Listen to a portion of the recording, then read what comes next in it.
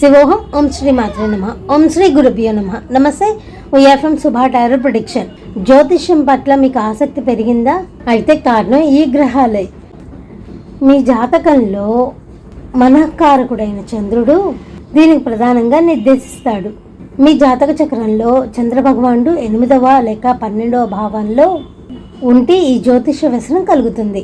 అలానే చంద్రుడు, రాహు లేదా చంద్రకేతువులు వీళ్ళిద్దరూ కూడా కలిసి ఉన్నప్పుడు మీకు జ్యోతిష శాస్త్రం పట్ల విపరీతమైన ఆసక్తి కలుగుతుంది.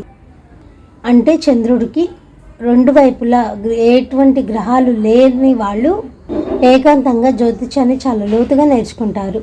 దీనితో పాటు జలతత్వపు రాశుల్లో గ్రహాలు ఉంటే ఆకర్షణ మరింత తీవ్రం అవుతుంది.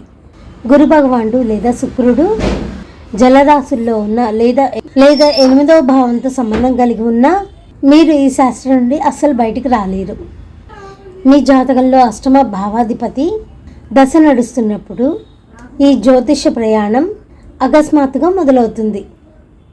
అలాగే 21వ ఏట రవి ప్రభావం వల్ల కూడా మీకు ఈ జ్ఞానం వెలుగులోకి వస్తుంది. మీ 5వ బాలం బలంగా ఉంటే పూర్వజ కర్మల వల్ల మీకు ఈ జ్యోతిష సిద్ధాంతం జ్ఞానం సులభంగా సిద్ధిస్తుంది. ఇలాంటి యోగాలు మీ జాతకంలో ఉంటే తప్పక కమెంట్ చేయండి. ఇలాంటి మరిన్ని జ్యోతిష సూత్రాల కోసం సుభా టారో ప్రెడిక్షన్ ఛానల్ని సబ్స్క్రైబ్ చేసుకోండి. Thank you.